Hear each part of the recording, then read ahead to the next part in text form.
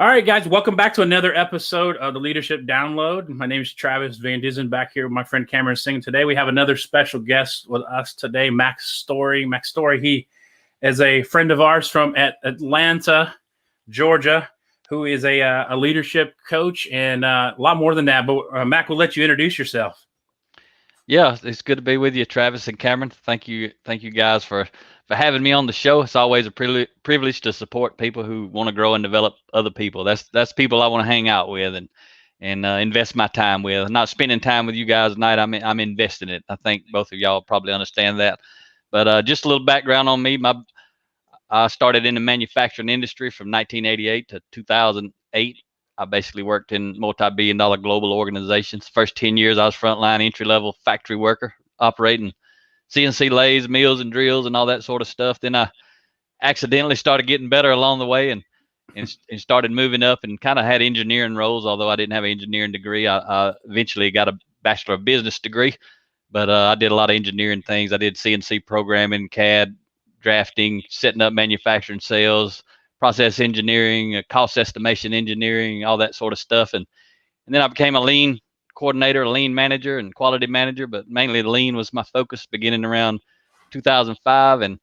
And I did that until 2008, and I resigned. We had a lot of success. I had a great leader, best leader I ever reported to those last 3 years. And we actually went from minus 3% gross profit margin to plus 35% gross profit margin in just 3 years. And I was learning to lead lean, and everybody in there was learning to do lean, with me leading them. And then 2008, I resigned in the middle of the Great Recession just to show people how smart I was, and went to zero and tried to figure out how to start my own consulting business. And that actually went pretty well. And by 2012, I decided I didn't want to do lean manufacturing consulting any longer and shifted over into the people development, leadership development, and people development side of things. And that's what I've been doing since 2012. And that's why I'm on your show, I guess. Yeah, absolutely. So, I don't think we can go any further, with talking here with Mack is without, really starting to talk about high impact leader. You were the person that almost coined that in my mind. I had never heard anybody just say that so often. And every one of your books, that's kind of what you kind of put everything around is. So what is a high impact leader? Let's start there. Okay, and if you don't mind, I want to tell you why I use that term, and I'll tell you what it is too. Yeah. The reason I started using it because, anybody who studies leadership development, they always hear and learn about the difference between management and leadership. And everybody doesn't know that, though. A lot of people think it's all the same thing. Being a boss, being a manager, being a leader is all the same exact thing. So I wanted to simplify it because you ain't always got time to teach everybody the difference between management and leadership. But you pretty much can tell somebody that someone's a high impact leader or a low impact leader, and they kind of figure out a lot of it on their own just by telling the two terms. So when I use the term high impact leader, what I mean is a leader who is developing themselves with the intent of developing others. I mean, that's why I do what I do. I started growing and developing me originally to focus on myself, and then I saw that what I was learning was actually valuable to other people just by my testimony of how my life was changing, because I had to do a lot of work on personal transformation. And I think I saw you, I'm sure that's one of the books you had a minute ago when you were talking to me about those books. And so if you read it, you finished that book, right, Travis? Yep. So you know about some of my story. I had a lot of personal stuff to overcome, and most people would think I was just normal. But as I started learning about leadership development, I found out I might be just normal, but normal ain't what's expected of a leader. Yeah, absolutely. I know in one of your books you talk about, the more you learn, the more you realize, the more you know, the more you realize you don't know. And I find that the same for me. Things that I see as normal, or used to see as normal, now I see them as things I don't need in my life anymore, or things I need to take to another another level. So absolutely. Yep. Yeah. It seems like every step you take, you kind of see another 50 feet in front of you, and you realize, you don't know anything at all. Yeah, I call it dumber by the book. And I should get smarter every time I read a book, and I'm sure I get a little bit smarter, but I realize how much more dumber I am than I do how much smarter I am, because I learn a lot of stuff. Really, I shouldn't say learn. I learn a little bit of stuff when I read a book, but I'm exposed to a lot of new stuff when I read a book, and I haven't learned all of that stuff. I'm just aware of it. And so I got to study it. I got to read other books. I may read a book that's got quotes from some other author or a reference to another book, and that leads to another book. And the more you learn, after a certain amount of growing and developing your circle of knowledge, I call the outside edge of it your perimeter of awareness. And then everything beyond that is your area of ignorance. You're not even, you don't even know you're ignorant to that stuff that's out there. But there's some things we're aware of, but we don't know it. And what I say is the bigger our circle of knowledge gets, the bigger our perimeter of awareness gets. So the more we learn, we become, aware of what we don't know. And there's a certain spot relative to personal growth and leadership development that I don't know how to explain what that spot is, but there's a certain spot that once you cross it, you can't go back. You're aware of too much. And I always tell people when I'm in a room teaching, if there's a whiteboard, I'll put a dot on the whiteboard. I'll put a dot up there, and I'll say, you ever met anybody that if they don't know, you can't tell them? I'll say, if you have, that dot represents their circle of knowledge. They don't know much about what they're talking about, which means their perimeter of awareness is very, very tiny. So they don't even know what they're unaware of. I mean, I'm sure both of you guys have met folks like that in your life. If they don't know, you and nobody else is going to tell them. I've been that person. Oh, I've been that person too. That's a good point. It's relative to different things, right? Yeah, absolutely. Absolutely. Cameron, you got anything to add? Yeah, actually, I had a question. You mentioned regarding your response to high impact leader. You mentioned developing yourself for the purpose of developing and mentoring others. Why is that important in being a leader or being a high impact leader? The number one reason I think is because being a high impact leader, the way I talk about it, the reason that's important is because high impact leaders value other people. And being a leader it's not about me, but it starts with me. Just like today, it ain't about me today here speaking with you, but I promise you it started with me, because I had to start working on me to get in front of you. But relative to me having a team, if I'm leading a team, those people have to feel valued. And to me, there's no better way to feel valued or to value a leader than if that leader is trying to help you have a better life. And part of what I teach is always, it's not just about work. I mean, whenever I speak about leadership inside of a company, I talk as much or more about how much it's going to help you at home. And I talk and I tell the leaders I'm teaching and training, trying to develop, if you'll just focus on helping your people live a life where they can have a better life at home, you can't hardly run them off. And y'all probably know, I don't know your background where you worked your entire life, but you probably worked in places where you wish some people would leave. They don't even like working there, and you can't run them off. Yeah, you can't run off a bad person. Try running off somebody who loves the leader. And love's a word that don't get thrown around a lot in the blue collar industries. We always try to act like we tough and hard and crusty and got this big defense up and all that kind of stuff. But ultimately, that's what it is. High impact leadership, it's nothing more than servant leadership. But again, some people don't like that word. But if you know what servant leadership is, it's the same exact thing. I just use a word that applies to everybody because I'm all about influence. So I don't want to use a word that'll turn some people off and help some people. I try to use everything I teach. I try to teach it in a way that anybody would want to embrace it. No matter what your political belief is, where you come from, how you live your life, it doesn't matter. All you got to do is value character, and you'll like what I'm talking about. Yeah, that's great. And now going into what you talk about, blue collar leadership and supervision. You mentioned every high impact leader's journey begins in the mirror. Can you expand on that, unpack that for us, and what that means for people that want to strive towards leadership or those that are watching that are currently leaders? Yeah, maybe I can maybe I can get to the point in just a little simple story. A lot of times when I'm speaking, especially speaking at conferences or things like that, a lot of times leaders will come up and they'll start saying, "Yeah, I heard everything you said, blah blah blah, and all this stuff, but let me tell you about my team." And they start telling me what's wrong with their team, and I listen. I'm always a nice guy. I always listen. And as soon as they get finished telling me how bad their team is and how bad everybody they work with is, and their peers and their coworker and their boss, you know how it is sometimes. Yeah. and I say, what leadership book are you reading right now? What do you think their answer usually is? Most often nothing. I don't read, or I don't like to read. That's as soon as I hear that, I mean, I already know the issue, but as soon as I hear that, I know the real issue. That leader is not focused on the mirror. That leader didn't walk up to me and start saying, I struggle with listening to my team, or my team doesn't trust me and I don't know why, or I don't communicate well with my team, or my team says I don't communicate, right? That's looking in the mirror. Because I promise you, when you look in the mirror, you can change anything in your world, because when you change, your world changes. And so when I'm talking about high impact leadership begins with in the mirror, when I'm teaching, I say, if you're a high impact leader, fault is kind of a bad word to use, but everybody understands it. Responsibility could be another word, but I say it's my fault. It's my responsibility. Whatever it is on my team, whatever's going wrong on my team, it's my fault. I didn't train them. I didn't develop them. I didn't spend time with them. And maybe I don't know what I don't know.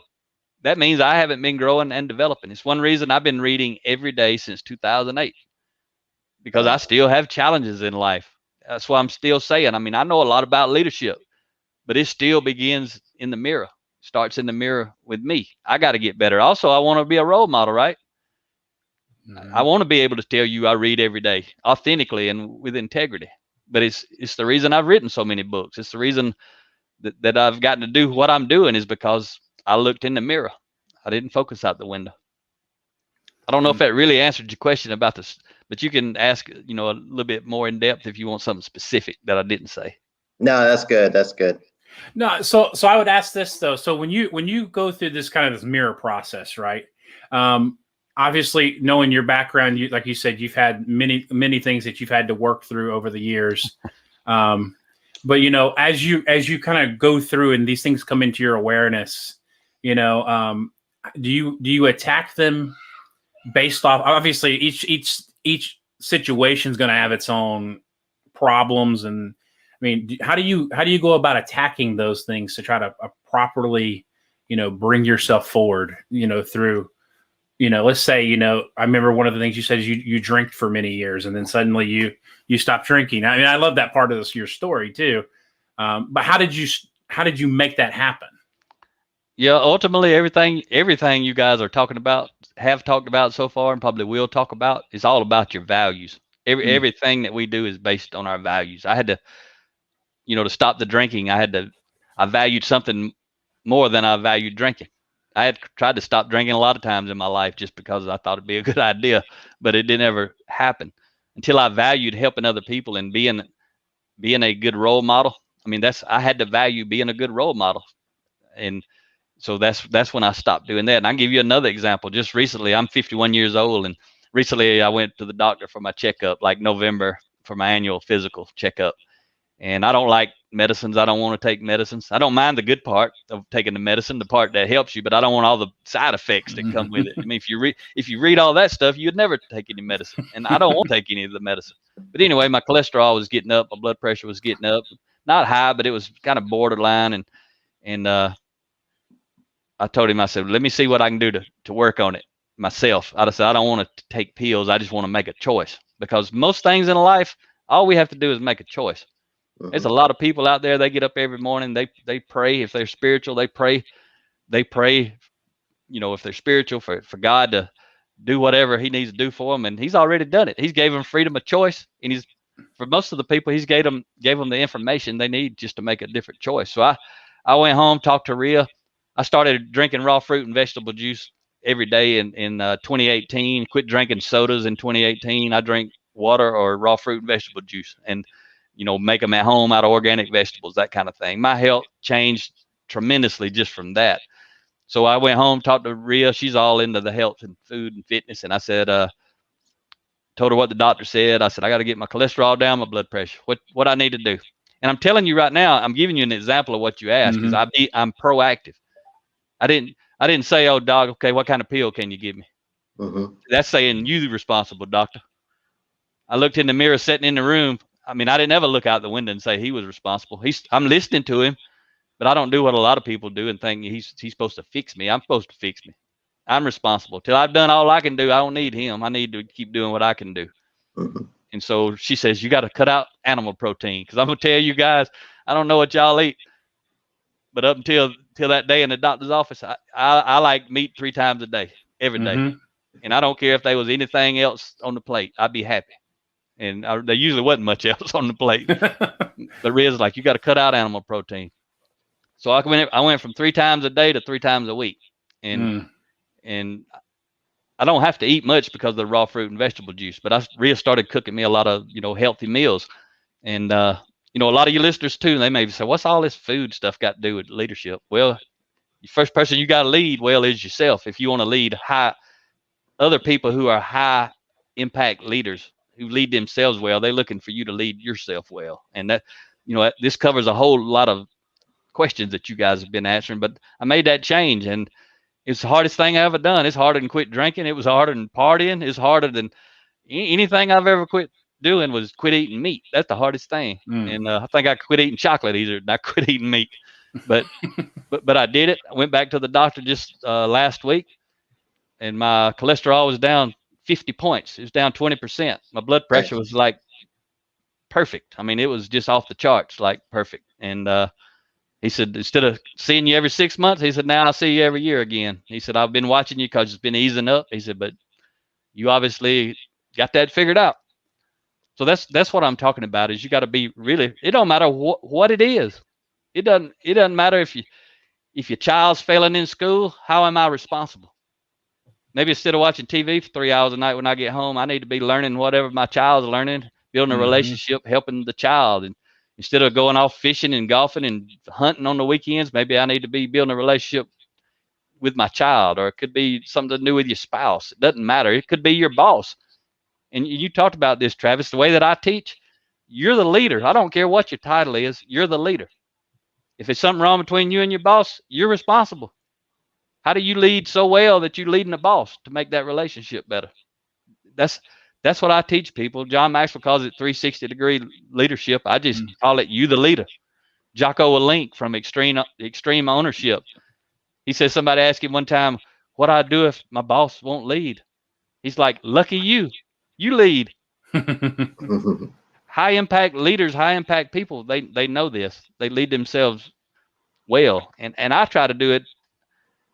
I'm not perfect. I ain't saying that, but I've got a lot of results. A lot of things have changed in my life. And I just want to do the best to be a good example. When I started down this journey, I went and got John Maxwell certified and trained, that kind of stuff back in August 2012. I didn't have any books, but John kind of let me stand on his shoulders and teach from his books. And I told Eric when we left, my son Eric, I said, how can I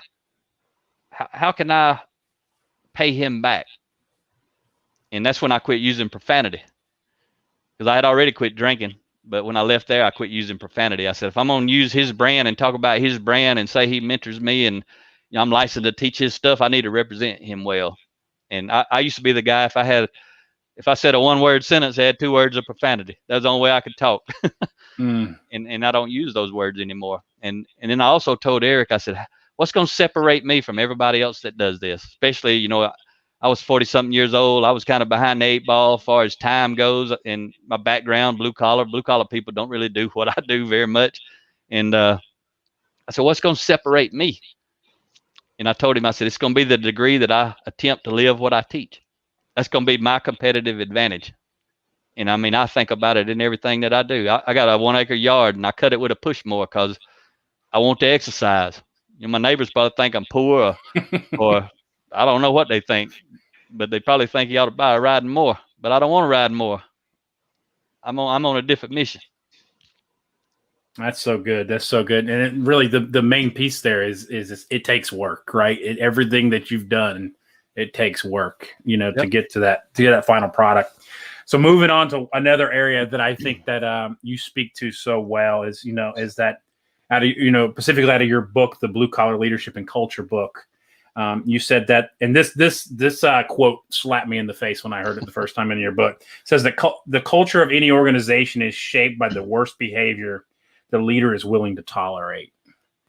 And right under that, you put culture equals character and character equals culture. And, you know, the reality is companies spend millions of dollars a year these days trying to bring consultants in, bring people like you in to help build a culture for their company, but they really fail to develop themselves. And it really starts with what you talk about is character and integrity. So kind of unpack, well, you know, what does character and integrity mean to you in your leadership journey?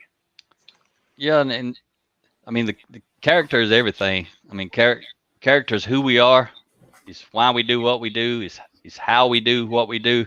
A lot of people, when you talk character, every time I talk on stage, I got to explain it because I know a lot of people think character means you're good or bad. A lot of times, if you ask people what's character, that's what they say. It means you're good or bad. It does mean you're good or bad, but it also means every single thing that you are. It could be good or bad. You could be good in one area of your life, bad in another area of your life. You could say I'm gonna meet you for this podcast at 8 o'clock, and I show up at 8:10. I may be a great guy, but that was a bad character. I was late. And you know, a lot of times people walk into a meeting, first thing they say, if they ain't there on time, guess what they say? Sorry, I'm late. Mm-hmm. I mean, that's what people, if they at least halfway decent, they say, sorry, I'm late. Some of them just walk in, don't say anything, but they don't walk in and say, I'm sorry, I lied to you. If you tell somebody you're going to be at a meeting, you ain't at the meeting, you lied to them. And so a lot of people don't understand because we use all these words to try to sugarcoat who we are and what we're doing. And we hold other people accountable for their intentions or their actions, but we hold ourselves account to our intentions. Like if I'm late, I got a good excuse. I'm just late and I know why. If you're late, then I'm going to blame you for being late. Like you don't have a good excuse. But Dr. Henry Cloud, I love his definition of character. And he's got a book called Integrity. It's probably where I learned this from. I don't remember exactly, but I know Dr. Henry Cloud said it. And he says, character is the ability to meet the demands of reality. And I love that definition. And he also says integrity is the courage to meet the demands of reality. See, when that doctor told me I had high blood pressure or was getting there, it wasn't there yet, but it was borderline. And same way with my cholesterol. Did I have the character to meet the demands of reality? I did, because I went and adjusted my life. If I would have said, hey, doc, give me a pill, I don't have the character to meet the demands of reality. And a lot of people, they don't really understand it like that. And my book, Defining Influence, I really go deep talking about character and trust and integrity. But it's highly, highly important as a leader, a high impact leader, because the foundation of leadership, you know, I learned this from John Maxwell, is trust. But in my book, Defining Influence, I say, okay, if trust is the foundation of leadership, what's the foundation of trust? And what I teach is it's our intention. But there's two things that I'm either going to be trying to manipulate you, or either I'm trying to motivate you. Mm-hmm. If I'm trying to motivate you, we both have mutual benefit. I win and you win. Habit 4 from the 7 habits of the highly effective people. Win-win, right? Mm-hmm. If I'm going for win-win, I've got motivational intent. And that's a foundation for us to build trust. Don't mean we have trust, but it means we got the right foundation that now we can go build trust. But if I'm looking to manipulate you, I'm looking only for my own benefit, there's never going to be a foundation for trust. Mm-hmm. Because you feel manipulated. And so from a leadership standpoint, if I understand that, I know that I'm going to have to deal with different people, different ways, at different reasons, for different reasons, at different times. Because I could talk to you two right now, and I know Cameron is into this or he wouldn't be on the show. But let's say he was not into this, and I just somehow got you two to talk to.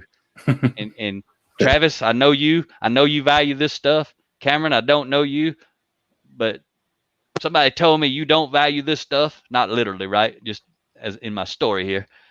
And so I'm talking about this. Travis feeling motivated, you feeling manipulated. I'm the same exact person talking about the same exact stuff. This is what happened when I go into a room and speak to people. You know, I'm just using you guys as an example. I know y'all gung-ho about leadership and stuff, but when I'm in a room speaking to people, a lot of people have been voluntold to be there. They didn't volunteer to be there. Those who are voluntold, they sitting there with their arms crossed, looking up, waiting at their watch, you know, looking down, not paying any attention. That's one of the reasons when I first speak, one of the first things I say a lot of times, not all the time, but I say, first thing y'all need to know, I didn't come talk to everybody. I come to talk to somebody. And I ain't going to know who somebody is till I get done. Whoever you are, you'll be up at the book table wanting to talk, or you'll be friending me on Facebook or connecting on LinkedIn. And I say, if your boss told you to be here and you don't want to be here, if it's up to me, I'll let you go now because I didn't come talk to you. But if you have to be here, I'm going to teach you something right now to apply in your whole rest of your life is you need to mine the gold and dump the dirt. You may not like a lot of what I got to say. That's the dirt. If you got to sit in the room, you got to be in the room, be present, and listen for some gold nuggets. And if they really gold, they'll help you go get a job somewhere else. They help make your life better. So the number one thing to answer your question was the deal about trust is the foundation of leadership. Intention is the foundation of trust. And that's why you got to bring people. You got to, as a leader, you got to cast your vision. We're talking about blue collar leadership and culture. In that book, I talk about the foundation of culture is the top leader's values. Everything in the company is due to that leader's values. You know, a lot of times people invite me in, they've never done anything like what I do, especially in blue collar industries. So when I go there, I use the leader as an example. I'll say, have y'all ever done anything like this? You know, after I get going, and they're like, no. I said, your leader is changing his values or her values. That's the only reason I would be in the room. What got them here ain't going to get them where they want to go. And they realize that, and they're growing. So I make examples of the leader actually living the stuff that I talk about in the book. That book, though, it's a roadmap on how to become the sought after employer of choice in your industry. So you're attracting great people and retaining top talent instead of doing what most companies do is moan and groan that they can't find any good people. You never hear the good leaders at the good companies. They don't ever say that, though. They never say that. I don't ever hear that from my top clients, the good folks, or people I know that work at top companies. I don't ever hear them complaining about they can't find good people. But I hear low impact leaders complain in front of a group of people that they can't find good people. Like I'm the boss and I got 50 of my team members sitting there and I say, Mac, we just can't find any good people. What's that say about the 50 people sitting there already? Then none of them are any good. It's pretty sad, man. I mean, words matter. When you're a leader, words matter. Words, action, behavior, everything. It's under a microscope. You know, I was recently having a kind of a coaching conversation with one of my supervisors where we work. Both of us are in the aviation industry. Both of us are at that general manager level. Okay. With different companies, but we were having a conversation, and this particular supervisor was complaining to me that he was having some issues with some employees showing up on time, and so I let him do his thing, and then I stopped and asked, I said, so what time did you get here today? And he says, well, I was about 15 minutes late, and I said, okay, that's where this whole thing starts, right? Mm-hmm. I said, if you're asking your employees to show up on time, but yet you're not setting that same standard for yourself, then that's a character issue. Absolutely. That is a not setting the standard issue, And then I had that conversation, and then literally hours later, I'm doing a consulting call with another aviation business that I've worked with, and we're having this exact same conversation with another manager who's, complaining about staffing issues and staffing problems. And I'm like, so, are you showing up on time when you're asking your team to show up on time? Are you sticking in there and holding yourself to the same standards as everybody else? Because it's like you said, we judge ourselves by our intentions, but we judge everybody else by the results. And that doesn't go very far with people, especially these days. Yeah. And what you just described, I call it co-signing. When you come in late, you just co-signed everybody else could come in late. You may not like it, but you just co-signed. I tell leaders, if you expect a place to be clean, you walk out in the shop floor or the factory or wherever it is you work, and you expect it to be clean, you walk by some trash, if you don't pick it up, you just co-sign. No, nobody else had to pick it up. Yeah. A lot of times, though, a low impact leader will walk by the trash, go over there and find somebody and tell them they need to clean up the area. Yeah. And all that does is ensure that they ain't too worried about keeping the area clean. That's absolutely true. My wife works for Chick-fil-A, and Okay. she and Dan Cathy. He's known when he visits the stores, and he walks around the parking lot, picks trash up. He won't ask his employees to do anything that he wouldn't be willing to do himself or hasn't done himself, which just sets that tone at the highest level. Yeah, man. And that's Can I share a story about him real quick? Yeah, go ahead. So we were at a John Maxwell event back in 2012 or 13, and Dan Cathy they were doing the Chick-fil-A operators. They do a big conference, and they were coming into that hotel after we were leaving. And so John knows Dan, and he got Dan to come in and speak. He didn't really want to. He said, ask Dan. He had to coax him up to the stage, and Dan was just in there listening to John. And John asked him to come up, and he said, just, tell us what servant leadership looks like at Chick-fil-A. And Dan got up there. He said, I'll tell you what it looks like. He says, when I pull into the company, the corporate headquarters, he said, I park in the parking spot farthest away from the front door. He said, nobody at that company is going to walk farther to the front, get to the front door than I do. He said, I pick up trash on the way in and I pick up trash on the way out. He said, I don't have to tell people to pick up trash. He said, there hardly ever is any trash. So I was there later. Chick-fil-A was a client of ours for 3 years, a store in Alabama. And I got to know Jimmy Collins later after that. Actually, it was during that time. I found he was a former president and COO of Chick-fil-A. I got to know him in 2015 because I saw his book on LinkedIn and kind of followed him down and set up a call with him, got to know him, and he's been a personal friend and mentor since then. And I got to go see him. I just talked to him the other day, make sure I can come see him now. COVID kind of passing by. Everybody's vaccinated and stuff. He's like, yeah, man, come on. So I'm maybe next week or two. But anyway, I was at the Chick-fil-A headquarters to meet with Deanne Turner, who was she's retired now, but she was the former VP of talent, HR. In most places they call it VP of talent. And I was asking her about the story about Dan. She said, oh yeah, that's absolutely true. She said, but have you heard about Jimmy, what Jimmy does? And Jimmy retired after 33 years as COO and president in 2001. He's in his 80s now. I said, no, what's Jimmy do? So when you get off it's not an interstate, but it's kind of like an interstate. You get off that main road, you kind of go off the off ramp, take a left, cross back over, and then you turn into the Chick-fil-A headquarters. It's kind of like get off the exit. There it is. She said it was nothing to see Jimmy out on the off ramp with his emergency flashers on, picking up trash on the off ramp of the expressway. And so I thought that was just awesome. And then so later I see Jimmy and I said, Jimmy, let me ask you about this. And I told him the story, and he said, oh yeah, Mac. He said, you got to love Jimmy. Jimmy is awesome. He said, Mac, I wanted people, when they got close to Chick-fil-A, I wanted them to already start noticing that we were different. He said, so I picked up trash. He said, but you know what was funny, Mac? After I did it a few times, I'd be going in and I was going to stop and do it. And there'd be 2 or 3 cars out there with emergency flashes picking up trash. Other Chick-fil-A folks. He didn't tell them to do it. They saw him do it, so they started doing it. Everybody's watching. Everybody's a role model. High impact leaders are definitely role models. Somebody's always watching. Oh man, that's so true. Cameron, you got anything you want to add?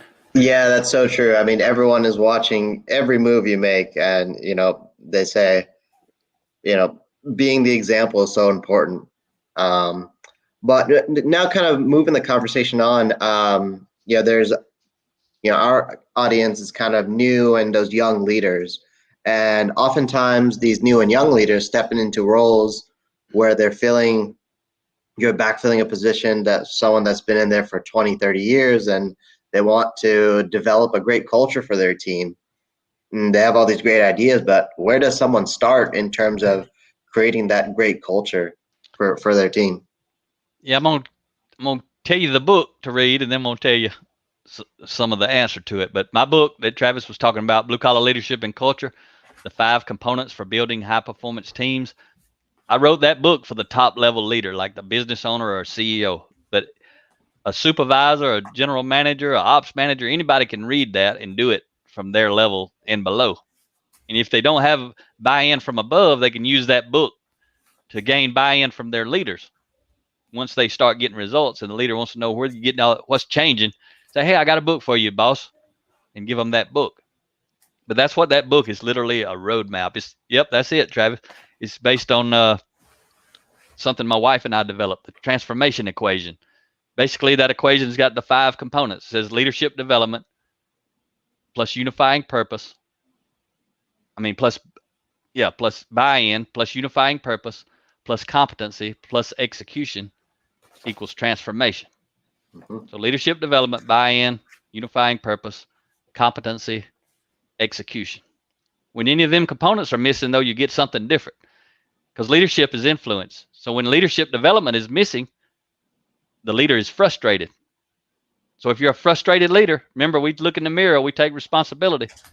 If I'm frustrated as a leader for any reason, it's because I don't have influence somewhere, either down the org chart or to the left and right on the org chart or above me on the org chart. It's meaning I don't have influence. And so if I don't have buy-in, there's going to be resistance. If people don't know the why behind what we're doing and what I'm doing as a leader, there's going to be confusion. If we don't have the competency, and that book is all about leadership competency. It ain't about competency to do your job. So without competency, there's going to be anxiety. Without execution, there's going to be stagnation. Without any of those things, there's going to be chaos. And that's what's normal in a lot of places. The reason I told you that example of that, well, first of all, I want people to know what's in the book. And you can actually go to bluecollarleadership.com/download. And you can read the first 5 chapters of all 5 of my blue collar books. You ain't got to put in an email. I ain't going to spam you. You ain't got to subscribe to anything. It's like right there when you go, there it is. You can just read it. And in that book, and right now, competency is what's missing.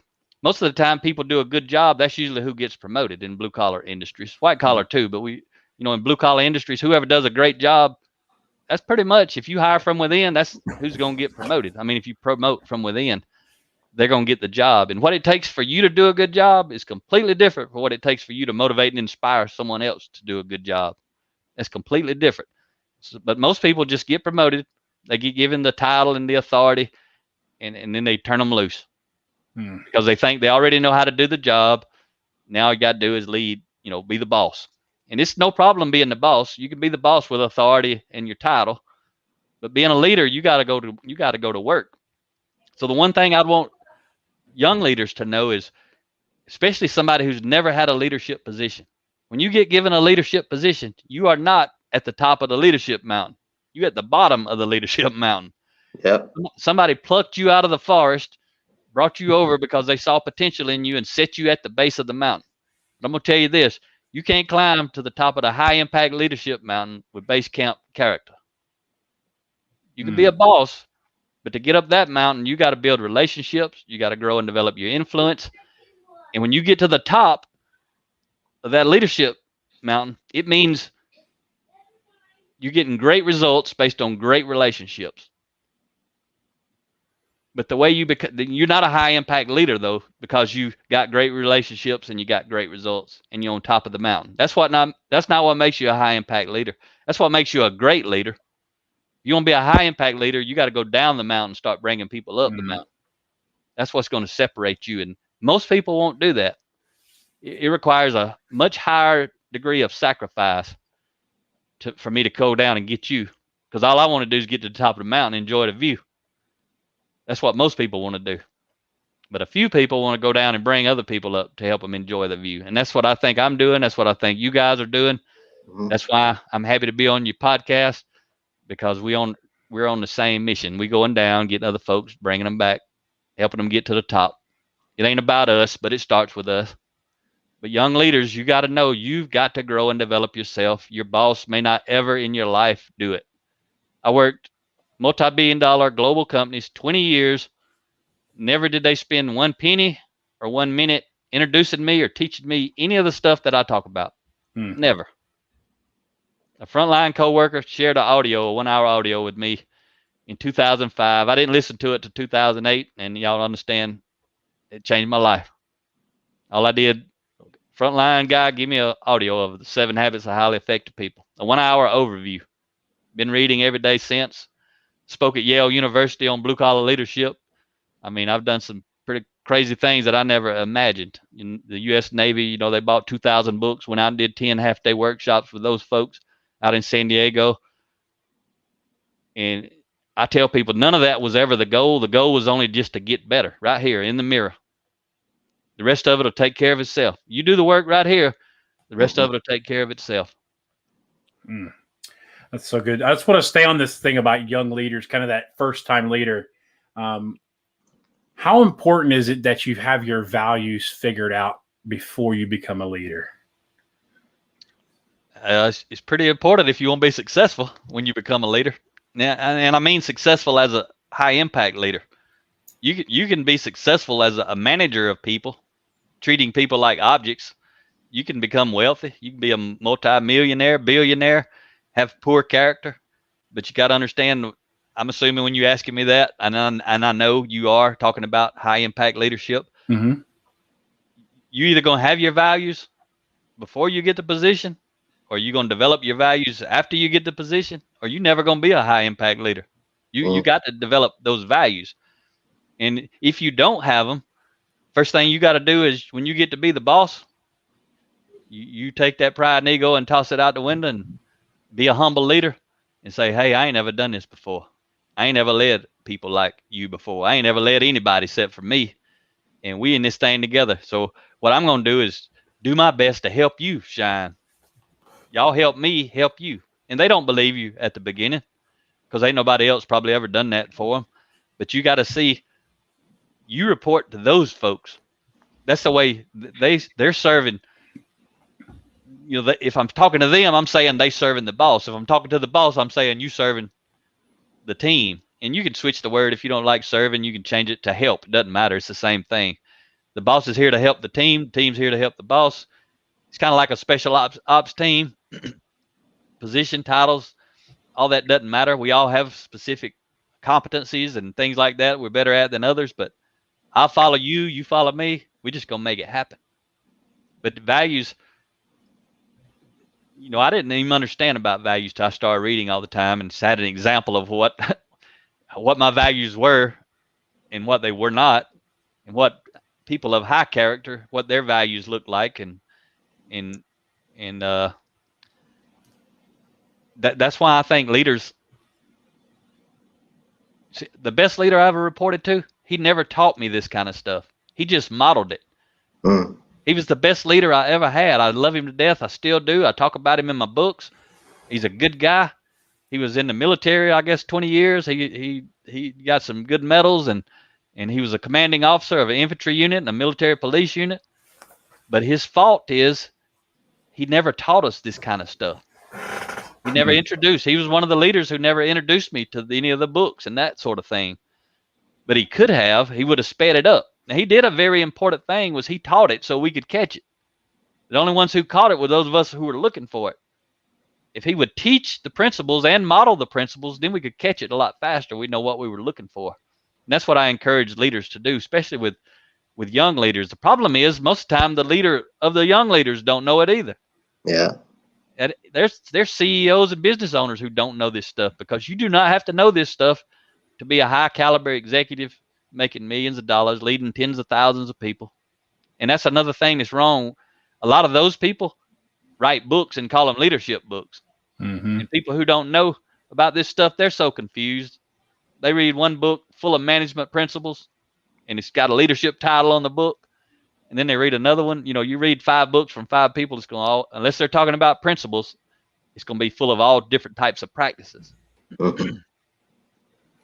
No, that's so true. I can't overstate enough the importance of understanding my values. And as I've grown my career and I've worked for a couple different companies, there has been at least 2 times that I know that if I had not pre-decided what my values were going to be, I would have been putting myself in a super compromising situation. But because I had already preset myself to say, this is my values. This is what I'm not willing to do. I mean, this is not what I'm willing to do with working, leading the team. Yep. And I departed from that company fairly quickly, because I knew ahead of time that I wasn't going to compromise, the way I lead my team. But if you don't have that kind of preset, you'll start looking at, paycheck. Do I really want to go look for another job? And then you say, okay, well, I'll just compromise a little bit. And pretty soon you're just like everybody else around you. Yep, that's usually what happens. It happens even on the frontline level. It happens at every level, really. But a lot of leaders know more about the front line because a lot of times, they know what's going on. But I'll say, you ever get any of those people in? They just come in. I mean, they're like a rock star. They on your team. It doesn't matter what level they're at. They just report to you. They are a rock star. They tearing it up. You see this awesome person and you got great expectation. Then something happens after a couple of weeks or a couple of months. Then they just lose that edge, right? Mm-hmm. I asked the leaders, I said, you want to know what happens to them? You happen to them. They come in ready to go. So there wasn't nothing wrong with them when they showed up.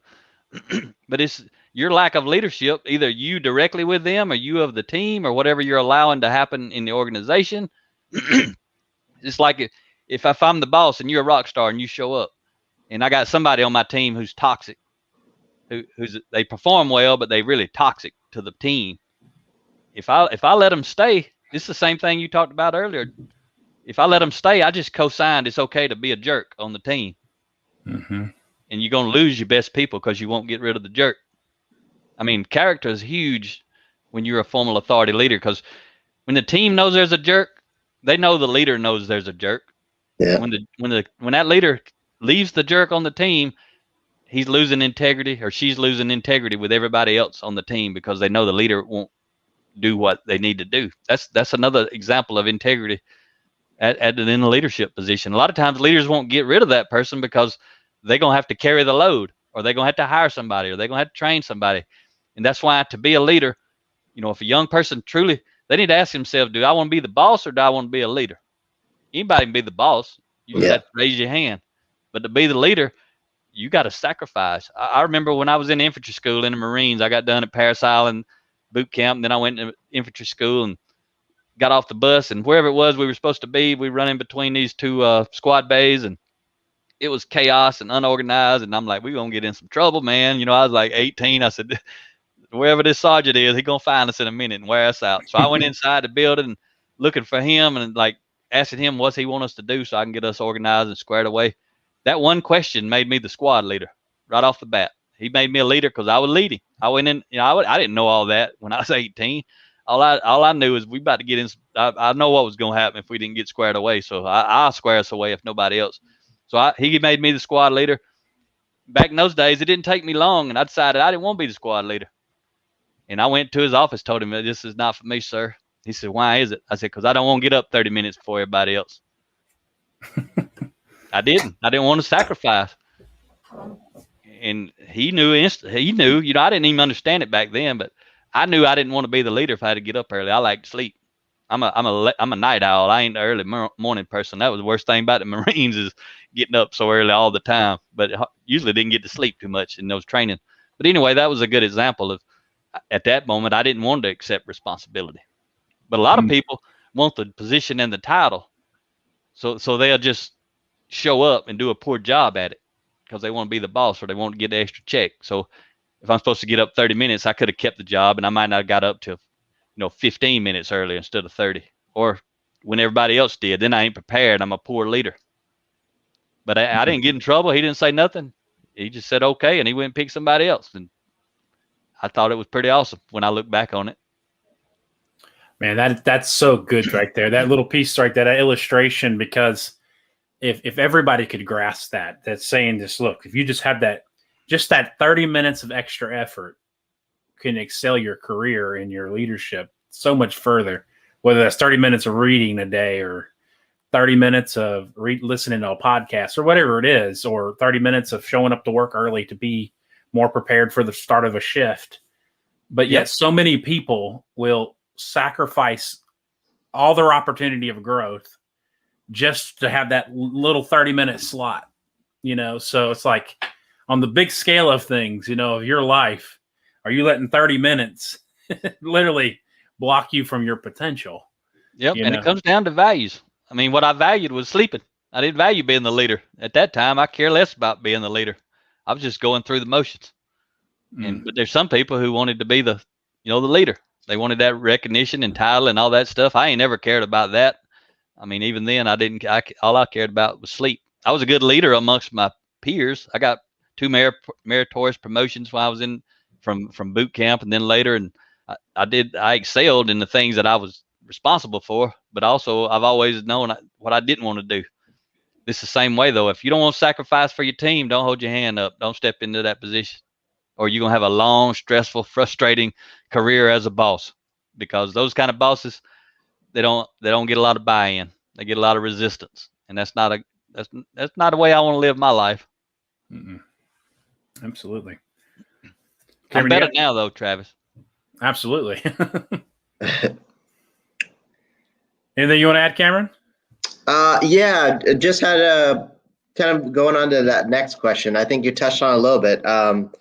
There's a lot that goes into leadership, and what the reality is not everyone is necessarily called to leadership or fits into a leadership role.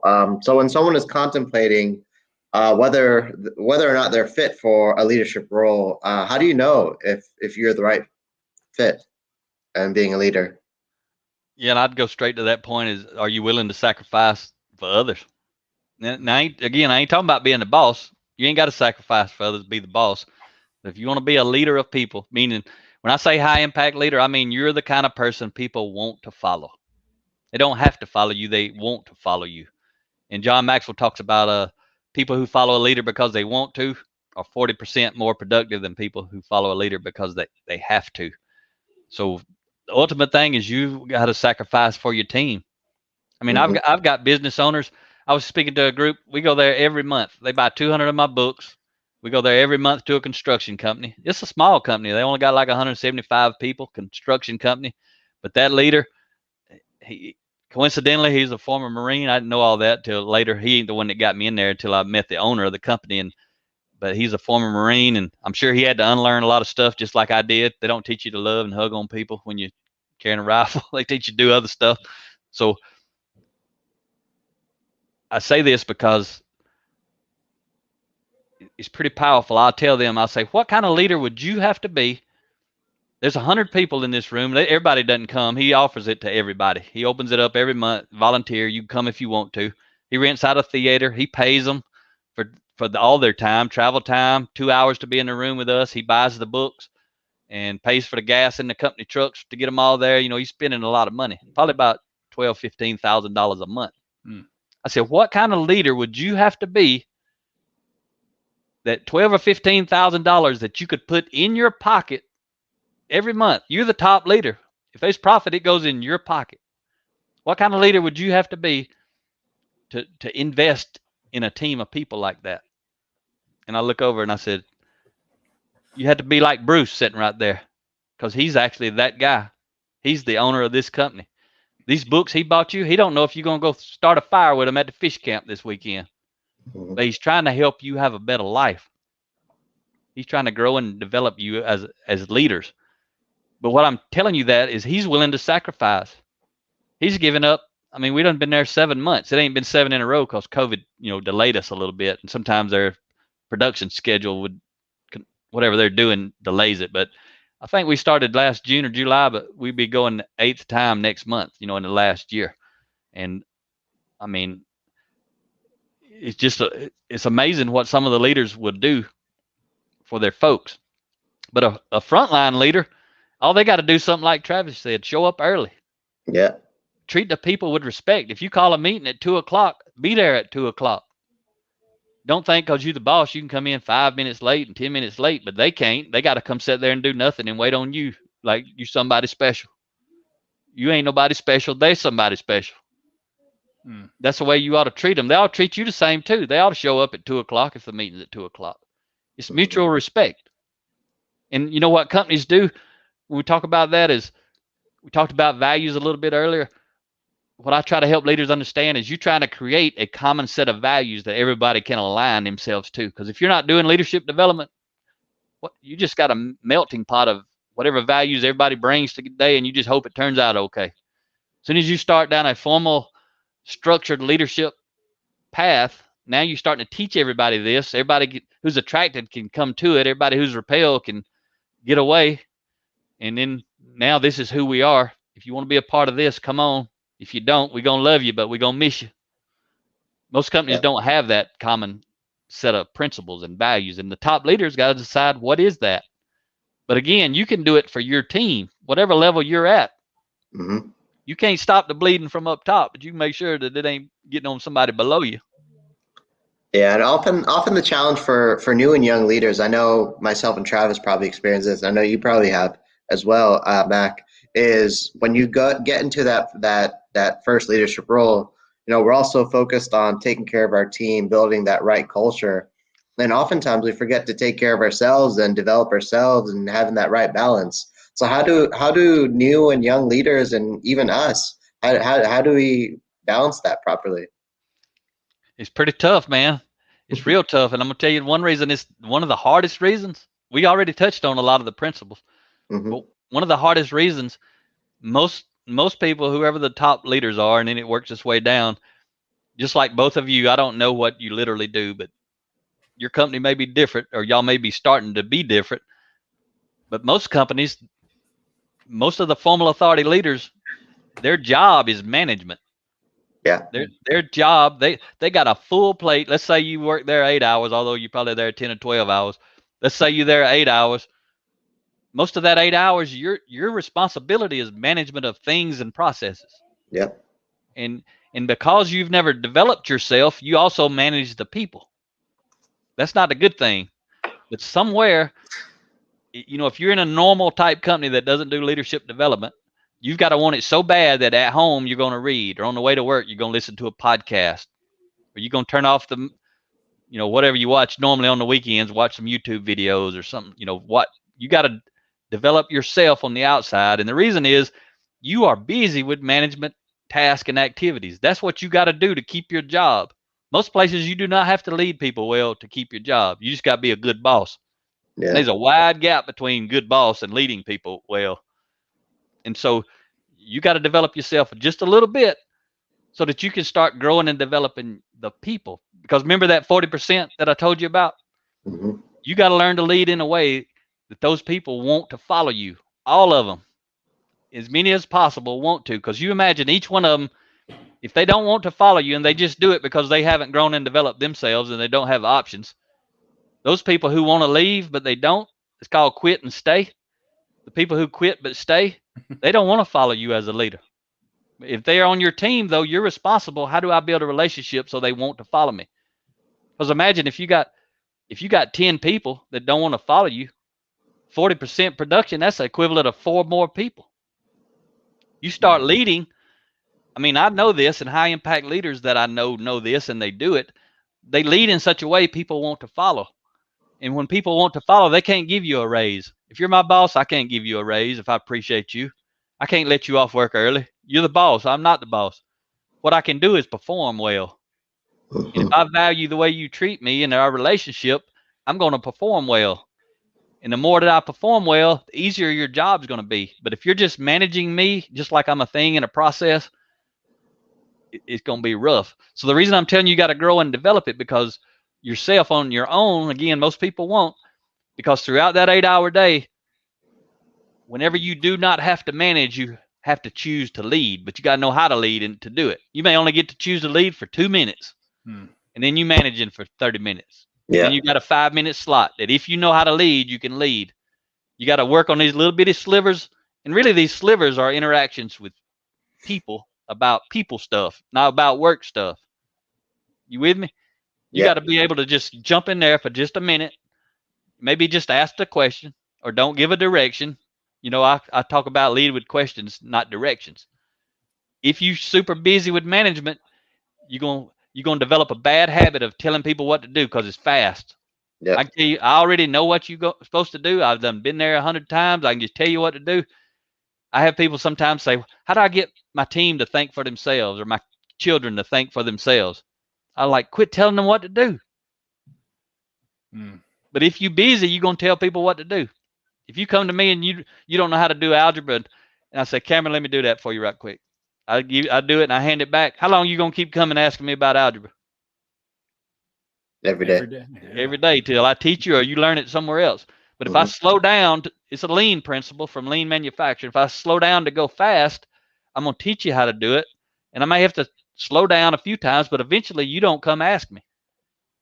And then if I want to lead you and reward you as a leader, I'm teaching you about leadership. I say, hey, how about you pull everybody together now and teach them that? And then you got to do it. I don't have to do it. And you want to do it if we got a good relationship. You want to help me because I helped you, and you want to help them because you knew what it was like when you didn't know how to do it. But that's freeing my time up now. Nobody comes to ask me to do algebra. That's just, a bad example, probably algebra, but it's anything. It takes longer to ask a question and actually lead people than it does to give a direction and manage people. Yeah. So there's tons and tons of principles that a young leader, everyone you master, you freeing up time, you eliminating frustration, you lowering resistance. Just your job as the leader. It ain't your boss's job to teach you. You can't say, well, my boss never taught me all this. Okay, what's that got to do with you? That's so true. So kind of going into our last little kind of segment here, and I think this is the question I'm most excited about because it's super relevant to what we're going through right now. And Mac, I heard you speak to this on one of your recent podcasts that I was listening to a couple of days ago. A lot of companies are struggling right now. I mean, I'm sure you're getting phone calls and talking to people all the time because I know I'm talking to people and they're not able to hire. Recruiting is pretty much almost dried up in some senses, where companies that used to be able to put put a posting out and they would get 100 applications, they're getting 2 and 3. And many people turn around and immediately blame this on it's the federal unemployment benefits, or it's maybe the pay is not high enough, and all those things I'm sure play at a certain level of a factor in it. But a lot of leaders are taking this and using this as the crutch that they're leaning on right now, of saying, well, until the federal government stops paying, or until my company raises the pay wages, then I'm just going to lean on this, and I'm not going to take any responsibility for this for what's going on. What do you have to say to that? Well, I would say that if every company was the same, that might be a legit excuse, but every company is not the same. And I use us as an example. Let's say you got a company, Travis, and I got a company, and I'm going to make you the bad guy because it's easier for me to tell the story from this side. I'm going to make you the bad guy. You the guy that can't find any good people. You say, I can't find good people. When I get them, they won't stay. I hear that. It's just ridiculous. And before the pandemic, I always heard the unemployment rate's so low, just can't find any good people. Everybody that wants to work is already working. When I'm speaking, I kind of do this scenario with somebody, and I say, Travis, have you ever hired anybody who didn't have a job? And you probably have. I say, have you ever? I said, so let's say unemployment's 6% like it is today. If you hired somebody that didn't have a job, they come from the 6% pool, right? I say, have you ever hired somebody who had a job? They had to turn in a notice before they could come work on your team. You ever did that, Travis? Yeah, a couple times. Okay, so they came from the 94%. They had a job, right? So we got 100% of the workforce to pull from. We got everybody at work who's got a job that we can attract, and we got people who don't have a job that we can attract. The reason we can't attract people is nobody want to work here. Unless they have to. I mean, if we don't have a line of people waiting to get in the door, probably nobody wants to work here except the people that have to, that don't have an option. And what I teach in that culture book, everybody, if you don't see everybody on your team, and I don't care what level you're at, I don't care if you're a team leader, a supervisor, it doesn't matter, ops manager, CEO, if you don't understand everyone on your team is a brand ambassador, there's a lot that you don't know about. Because everybody in your company, when they at the ball game on Friday night, football season, they sit next to the other kids' parents. They say, what's it like to work at XYZ? The number one thing that's going to determine what they come out of their mouth, not the only thing, but the number one thing is a relationship with their boss. If they like the boss, they're going to talk about how good the boss is and how good the company is. If they don't like the boss, they're going to talk about how bad the boss is and how bad the company is. everybody, it's a principle I teach in a lot of my books. Talk about, it's called word of mouth advertisement. People are advertising about what it's like to work for you guys, literally each one of you. Everybody on your team every day is talking about you, what it's like to work on your team. They do it at work, they do it at home, they do it to the new folks, they do it to folks who've been there for a long time. That stuff matters because, see, the people who work in your organization determine who wants to work there by what they saying. And in that book, I teach how do you become the sought after employer of choice. And I break that into two components. To become a sought after employer means people who do not work there have a very strong desire to work there. And then how do you become how do you become a sought after employer is, first, you got to become an employer of choice, which means everybody who already works there has a very strong desire to keep working there. Means you're going to have to get in line. These people don't want to leave. They want to tell you how good it is, but you probably ain't going to get in. You've probably seen those kind of companies in different industries throughout your career.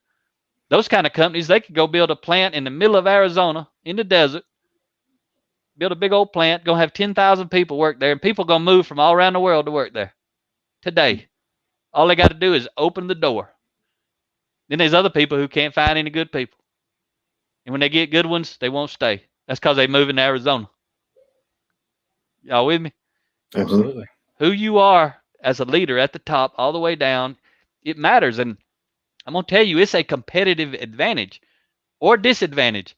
See, a lot of people don't know this. Your culture is a competitive advantage or disadvantage. And you don't get to decide which one it is. Your competition decides which one it is. Yeah. If your competition's culture is better than yours, your culture is a disadvantage.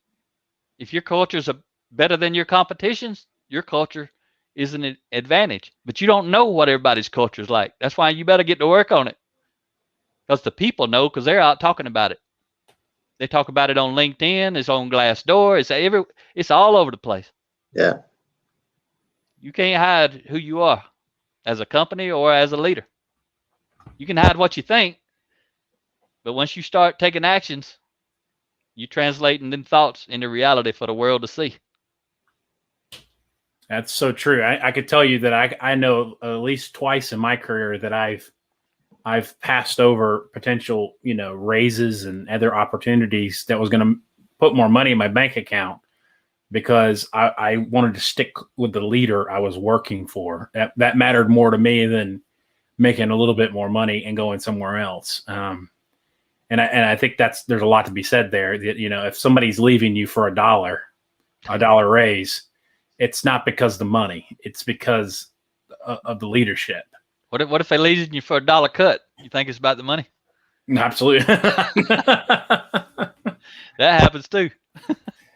Absolutely.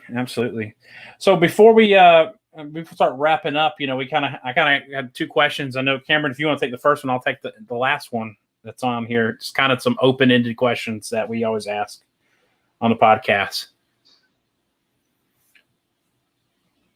Question number 7. Oh yeah, sorry.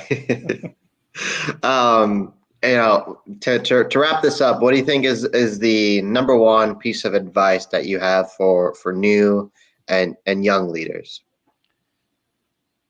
Today, I'd say it's who you are matters. That simple. Who you are 24/7, 365. Again, it doesn't matter who you are really to be the boss. I'm talking about to be a high impact leader who leads with character, who leads with moral authority, not formal authority. Who you are 24/7, 365. Mm-hmm. Who you are when you ain't at work. Who you are as a person. Because everything we're talking about that I'm talking about in my books, it's about character. Before I started reading these books, and I was a manager in a plant. I did a great job in the plant, got great results. But that's when I lived in Auburn, Alabama. Folks could come up. They might see me at a football game at Auburn University on the weekend. I couldn't walk or talk, man, when I was drinking. There's some good people in that plant. They didn't know who I was outside of that plant. But I promise you, some people saw me outside of that plant that talked about me inside of that plant. Yeah.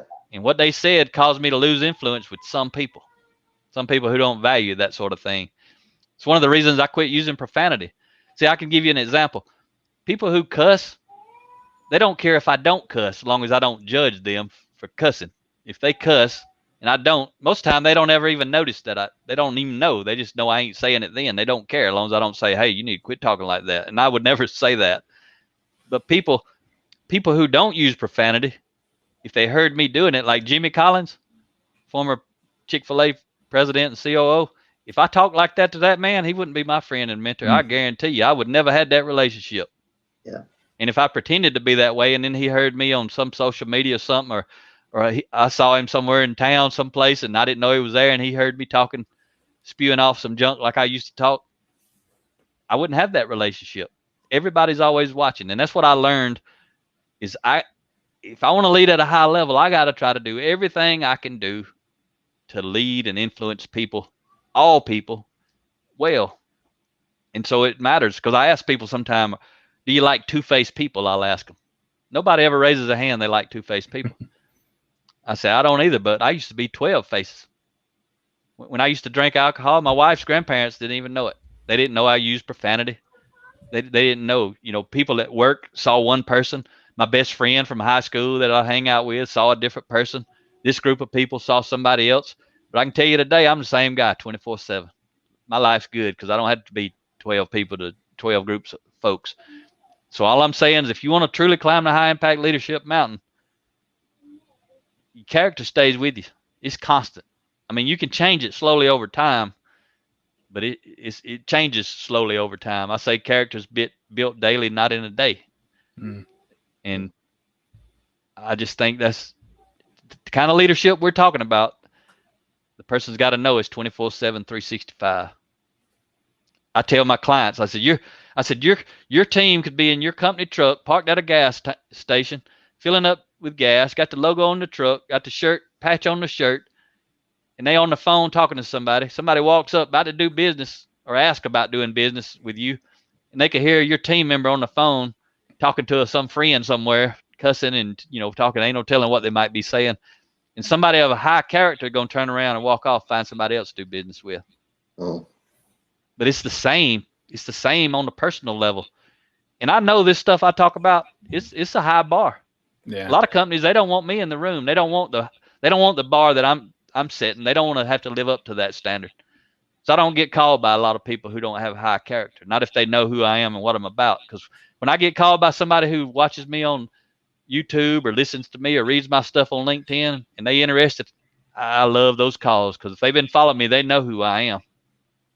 Somebody who don't have a clue calls me, I got to help them understand who I am, because for most of them folks, I ain't the person to help them. I ain't trying to make a dollar. I'm trying to make a difference. And a lot of people, I turn them down because they want me to come teach their supervisors and leaders to be managers of people. They don't even know the difference. And I say, you got the wrong guy. It ain't me. So as we kind of wrap up here, I always like to ask, leaders are readers, right? So what you been reading? What's been the big book lately? Well, I actually been reading John Maxwell's Leadership. He wrote that a while back, and I have to say I like a lot of John's book. I don't like a lot of that book, and the reason is really just the term leadership. It's one of them things you had to.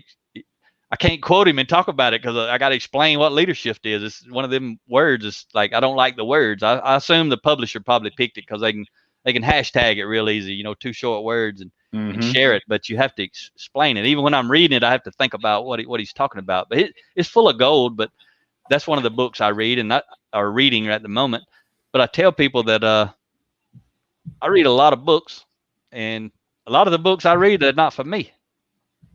I read books, and I go through it. I'm like, I really didn't get nothing out of it. And it's strange. Next week I'll meet somebody and I need to tell them about that book. I've done that with so many books where I read a book and I didn't get a lot out of it, but after I read it, I knew somebody pretty soon who needed to read it, who I needed to introduce it to. But I tell people, blue collar folks, you are busy. I give people the same goal I have, 1 paragraph a day, because everybody, all they say is, I ain't got time to read. It's so funny though. They usually got a smartphone, and you'll see them at break and they're scrolling. They'll stop for a minute. Usually when they stop for a minute, they're reading something, because you can look at pictures and keep scrolling. But when you stop and you go real slow, you're usually reading. It don't matter if I'm telling you what I did on vacation or you reading something about sports or whatever you're interested in, the news. That's reading. People can't say today I really don't like reading because everybody pretty much is reading if they got a smartphone. So I try to make it easy on people. Paragraph a day. It takes you 30 seconds. If you get to that paragraph, you want to read it, 30 seconds, you're done. If you kind of like it, you can read another paragraph. You can read another page. Sometimes I read a whole book in a day. But all I have to read if I'm busy, and I'm busy a lot of times, is a paragraph. But even then, I usually read more than a paragraph. Some people say, oh, I'm going to make mine a chapter or a page. I'm like, don't do that because you may be really busy and you can't do it, so you don't do it. And then you stop your habit. You don't form that habit of going. But I've transformed my life with a habit of reading a paragraph a day. But I hardly ever only read a paragraph a day. That's good. I'll tell you a good book I read recently, though, that's real good book for a whole lot of people need to read it. It's oh, man, I forgot the name of it. I think it's either the 4 levels or the 5 levels of engagement. Excuse me. What's the word now? Just lost it trying to think of the name of it. Attachment. It's either the 4 levels or the 5 levels of attachment. I got to read it again. It's one of them I want to read again. It was really good, but it talks about when we become attached. I mean, there's a lot going on in our world, and a lot of people are at the fanatical level of attachment. But it could be sports. You know, people, they lose a ball game and go out and get in a fight or to kill somebody because somebody lost a ball game. It doesn't even matter. Then there's other people go watch the same ball game. And they don't care who wins or loses because they ain't attached at any level. And then some people go and they like one team because they got a red jersey and I like red. You know, I'm attached a little bit. Then there's other people who go and maybe they went to school at this college or whatever. And so, or they live in this town, they pull for that team. They're a little bit more attached. But the highest level is that fanatical attachment. And, you know, when I read that book, I'm like, man, I can see where I used to be this way in some levels. But because of all my growth, I've naturally, all that stuff fell away. I really am not attached. You know, I was attached to John Maxwell when I first started going. He was like the guru, you know, I don't even talk about John Maxwell really hardly ever anymore. I quote him, but used to, that was all I talked about, daylight to dark. I quoted 1 million John Maxwell quotes on my Facebook when I started. You know, everything was John Maxwell. And I tell people, I went and spoke one time. I took 5 levels of leadership. I took 25 copies of the book. I went and spoke to senior level VPs of continuous improvement. They were all leading multi-billion-dollar global companies. That's how they had to be in the room. Companies like Coca-Cola, Delta, and all those folks. And that's 2013. I took them these 5 levels of leadership. That's my second favorite book, by the way, of all time, is that book. Number 1 is 7 Habits of Highly Effective People. I tell you, if you can only read 2 books in your life and you want to be a high impact leader, read those 2. But I took them the books, passed them out. I said, how many of you guys ever heard of John Maxwell? There 3 hands out of like 16 people went up. I said, no, I'm serious. I said, I ain't going to ask you to raise your hand all day. I just want to know just one time will you do it. And 3 people. And I tell people this. I had a 30-minute slot, and I talked about, nobody knew who John Maxwell was. And everybody knew who Mack Story was because I was the one in the room. And I spent my 30 minutes talking about John. I didn't tell them nothing about who I was. And that's when I pulled the trigger on all that. And I said, I'm going to build my own brand. And, you know, 3 people knew him, 17, 16 knew me, and I talked about somebody else. And so that was a lesson. John's a great guy. I just tell people, if you're going to be in this space, I don't know what all you guys, you two especially, what y'all personally aspire to. But the sooner you start building your personal brand, the faster you're going to get there. Because if you'll put all the energy into selling you that you'll put into selling somebody else, you're going to be much more effective because usually you're talking to somebody. Don't avoid standing on his shoulders. It's great he let us stand on his shoulders. I mean, I got a lot of value out of it. But I went and got what I needed. I mined the gold, and then I moved on. So, and you guys are doing it. You're doing it right here on this podcast. You build your own brand. Absolutely. So before we go, I want to give you an opportunity because, I mean, obviously, I've learned so much from you through books, conversations, podcasts, YouTube. What is the best way for people to get a hold of you? if they want to learn more about, what you do, or want to follow up with watching more content or listen to more content, where can they find all that? Yeah, bluecollarleadership.com is the main website. And again, you can download a lot of my books, and there's a link to download a lot of my wife's books, not the whole book, but excerpts, a lot of 5-chapter sections of my books at bluecollarleadership.com/download. And LinkedIn is my primary social media. I put something on there about every day. I've got hundreds of articles out there. I've got a Blue Collar Leadership podcast on pretty much all platforms. I got over 200 episodes and put out a new one every week, Friday morning. And my cell phone number is 334-728-4143. People can call me straight. I tell people you want to talk about personal growth, leadership development, I'm open 24/7, 365, but I ain't always available, but I'm always open. So I usually get back with you within 12 hours if you call me, or within 24 hours at a minimum. People say, why don't you give your phone number out on social media and videos and podcasts? I'm like, I want people to call me. That's why. Yeah. And I will 100% back that up. Me and you've had a couple of conversations that's gone for a couple of hours in depth, and you've been very generous with your time. So that is greatly appreciated. And we thank you for spending some time with our audience, and thank you for everything that you're doing. We really appreciate it. Thank you, Mac. I definitely learned a lot as well. So we're going to wrap it up. So we'll catch you guys on the next episode of the Leadership Download. Till then, be well. Take care. Thank you. All right, let me end this.